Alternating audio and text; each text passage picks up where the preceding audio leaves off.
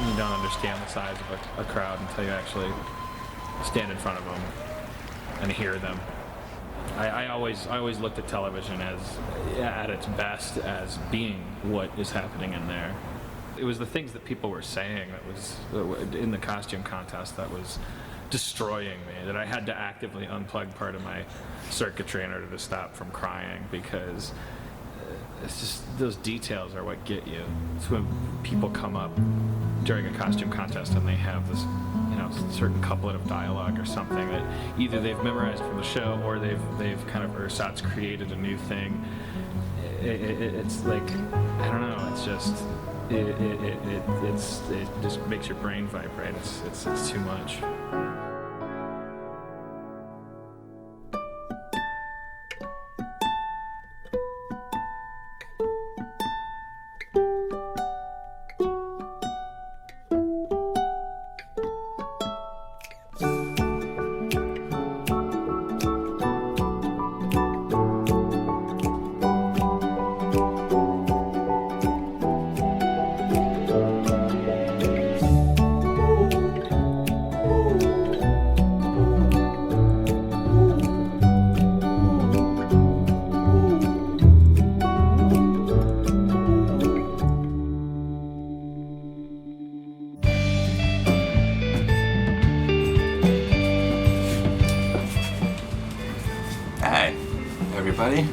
Welcome to Intro to Communal Conventions. My name is Damien. I'm going to be your captain today. What was that? That was cheesy. Let me start over. Hi, my name is Damien, and guess where I went recently? CommuniCon. It was super fun and exciting and really awesome, and it was really good. I got involved with CommuniCon back in January. I saw an article that said something like community convention coming to LA. I was like, really? Never thought that would happen. And so I contacted Gillian Morshedi and I said, hey, do you need like a videographer to go and film it all? Because I've never done that. I've never filmed a convention with people in wild outfits and all this stuff. I thought that would be a very unique thing to go and check out.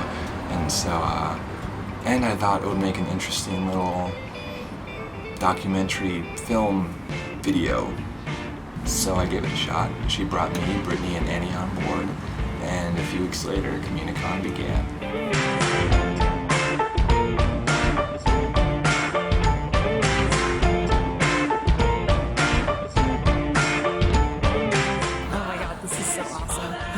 It's like, I had no idea how many people were going to be here. I hope that we do these, every year. That would be great. Yes, I know I can go forward. Yes, I see my dreams in reality. I think it's amazing, and I'm really glad that I got to come and see and be a little part of it. And it's pretty incredible to be on a show that people love this year. Love flows out of my heart, into your heart, into my head. Love flows out of my heart, I feel it. I love this show a lot, and I love the fans a lot. And I didn't like the idea. It didn't come from me. I mean, a bunch of people used to joke on Twitter. I don't even know when it started, but people would sometimes joke on Twitter about oh, someday at a community convention or at CommuniCon or at CommuniCon or whatever people were calling it, and so it's kind of a joke and sort of wishful thinking. And then when the hiatus happened and everyone kind of came together and was mad and trying to figure out what to do and how to keep people interested in the show and get more people interested, and we started joking about it more. And I think when I finally decided, I think I had sort of mentioned it, oh, I'll do this. And then, but sort of hoping no one really paid attention to the fact that I tweeted that. And then after we got the fourth season, we found out, and everyone was so excited. And then the next day, we found out that Dan got fired, and everyone was really upset. And I wrote a Tumblr blog about this a long time ago, but I just started hysterically crying. It's just sort of ludicrous, but I was just so upset about it because it felt like we were all working so hard to make sure that the people working on the show knew that we loved them, because it didn't seem like they would maybe know that. And it was just emotionally exhausting to be a fan of the show, honestly. As much as you love it, it's just if you really it just feels like we're always having to work hard to keep this thing that we love around, and so you're also exhausted. And so at some point, I'm a lawyer, but I'm taking a year off right now to do other things and like figure out what I want to do with my life. So I had the time, and so I was like, we all kind of need this, and I want to go to it, and so I guess I might as well plan it. So and I knew I had these girls, and they would help me, and so it seemed like something we could do, and so.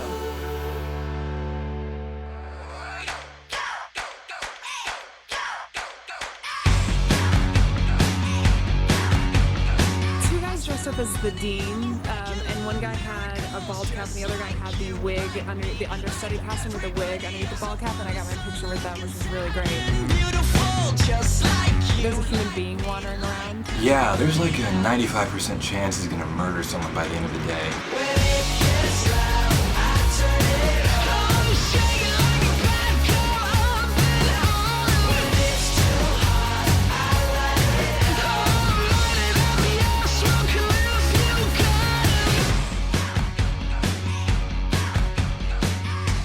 I walked in and one of them said, Dan, and everyone in the room turned around and applauded.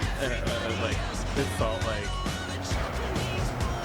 walking into like a China shop and accidentally bumping a display and having the whole thing crash. But at the same time, the crash was people loving me, so it was pretty nice.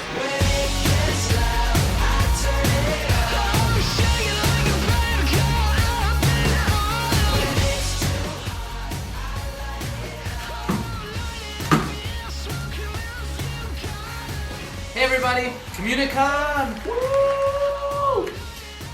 Thank you guys for your support. We've made it through 4 seasons. I can't believe we've made it this far. You guys wrinkle my brain with all your support, so thank you for that. We couldn't have done without you. 6 seasons in a movie, and thank you guys for all your support. Love you guys.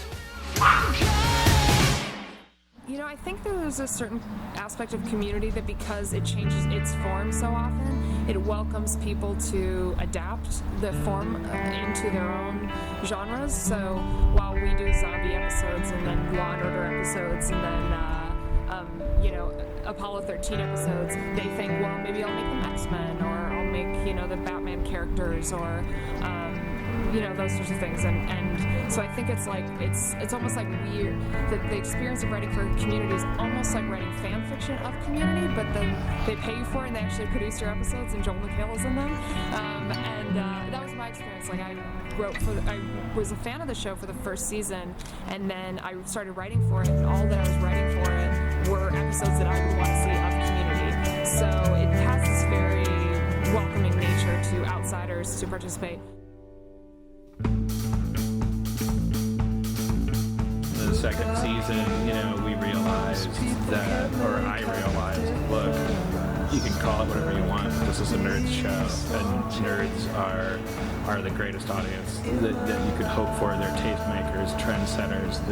They're discerning viewers, and they pitch your show at parties the way that we can't get NBC to pitch our show on their own network. This is our only hope, and this is also the way I watch television. These are my people, so I'm going down with it, this way.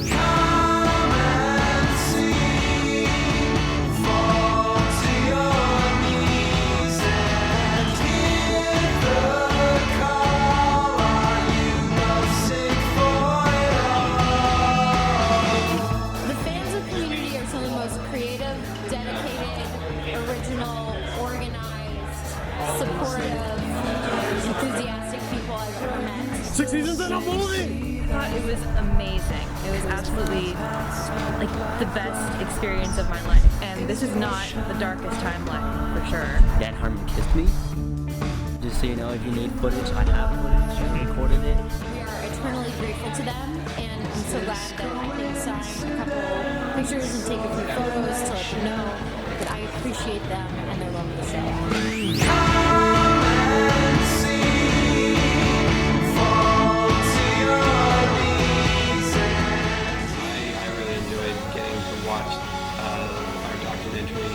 With a group of people that hadn't done it yet. I don't think any of us had seen it like that on there. So hearing the reaction was excellent. It's more like tremendous from my physical experience with 400 community fans and like having that be back.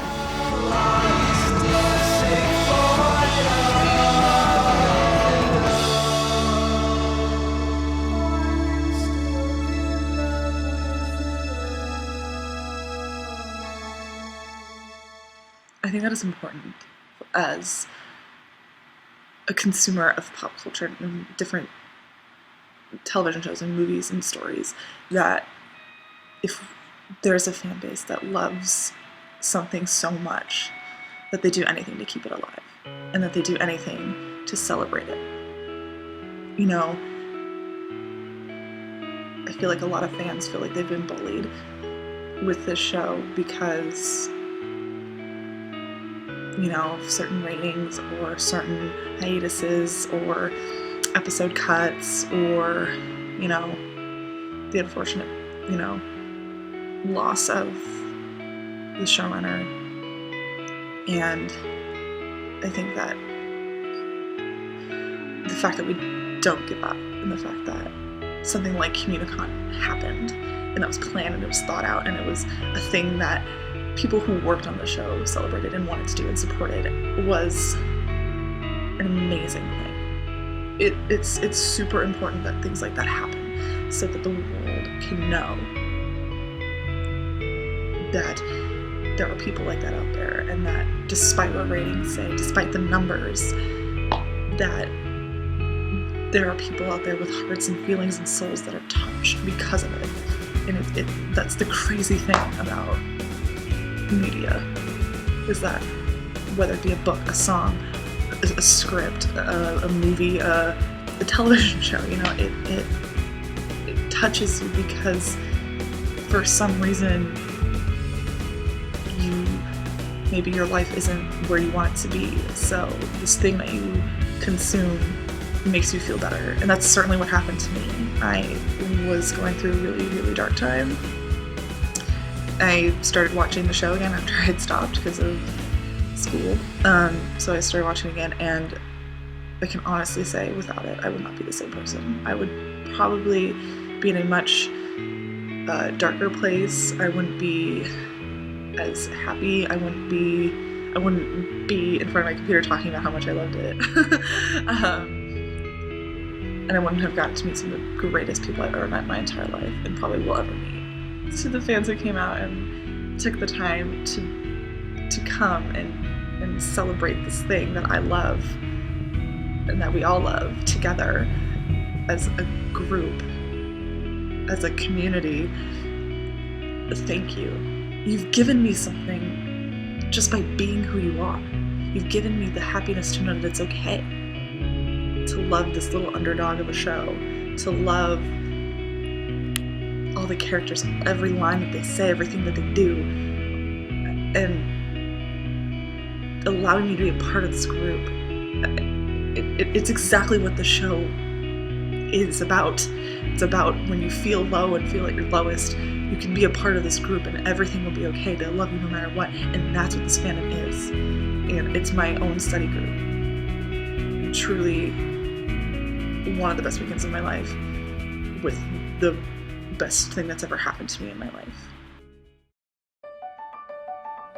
It's very weird so early on in your career to realize that you will never write for a show where you have where it accomplishes the reason that you went into comedy in the first place, which is to engage with people and to make people laugh and to see joy that you brought into people's lives. And so often when you write for TV shows, you don't actually ever get to see people laugh at them and actually experience the joy that you're hoping to give people by spending those late hours and writing that. And the fact that we can go to these things like CommuniCon and have people tell us like, oh, this is my favorite joke, or I was really depressed and you helped me through this thing. That's the whole reason you go into this in the first place, and to actually get that feedback from people, I don't think it's ever going to happen on any other show that I'll ever write for. And so I value it so much, and I think that this show, years into the future, will be the one that the fans are the most fervent, that I feel the most connection to, that I feel like when I'm talking to them that I know those people, and that when they're getting the jokes, they're getting them for the reasons that I want them to get the jokes, and it's just a one-to-one connection, and And the whole reason that a lot of us make comedy was because we just wanted to be closer to people growing up. We didn't know how, we were awkward, and didn't know how to make people like us. And so to write for a show that you have such a connection and that people, you feel like you have friends and that it's creating this whole community of people is just really special. And I don't quite have the words for it, but I'm so thankful for having had that, even if it's the very beginning of my career. I'm so thankful for having had that once on one special show.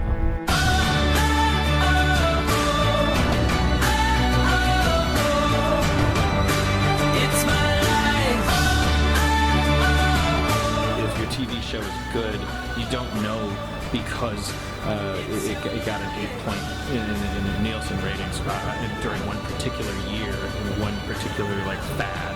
You know it because there's 30 years of conventions. You know it because it had a cultural impact. You know it because people get tattoos. You know it because people put something on their birthday cake or because they dress up for Halloween. That's how you know you had a good show. So I always felt that way, and this is just I told you so.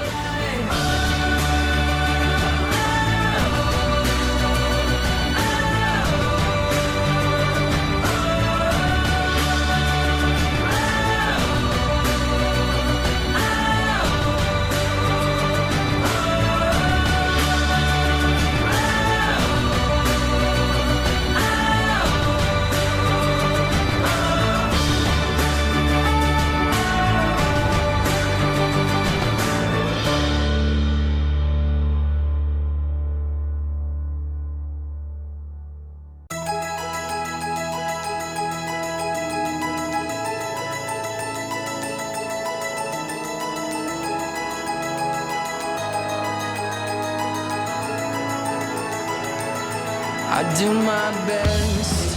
Oh, hi there. Welcome to CommuniCon. First ever. I'm Andy Barbaro, one of the directors.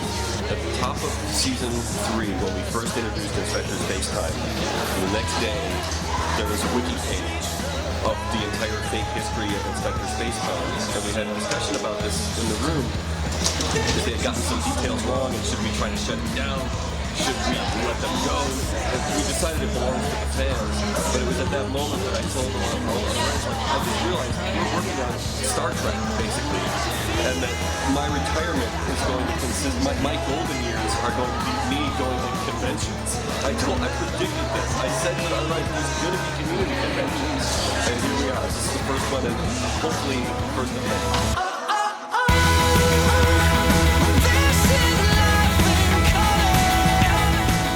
The past few weeks I've had to type out CommuniCon a lot on my phone, but every time I do, it keeps changing it to communism. Yay! Pixel drip rule, I don't really know how to do this. Do I look at the camera or do I look at the screen?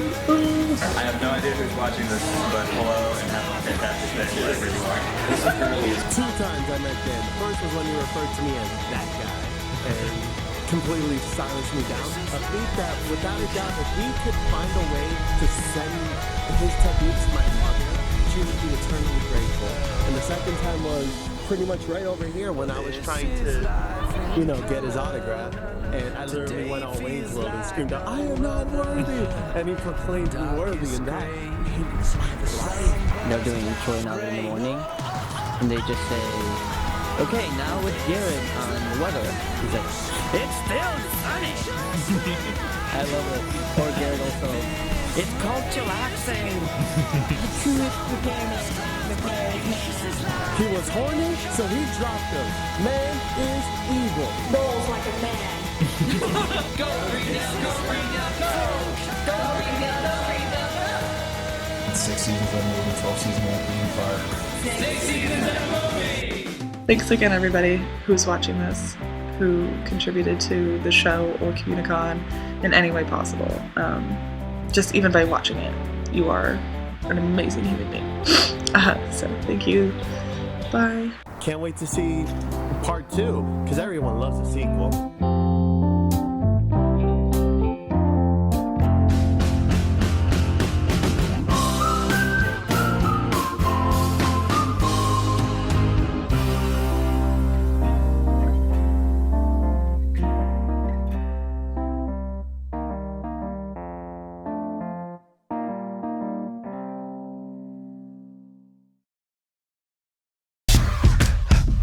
So follow me up, cause this shit about to go. I'm doing 500, I'm out of control. But there's nowhere to go, and there's no way to slow. If I knew what I knew in the past, I would've been blacked out on your ass.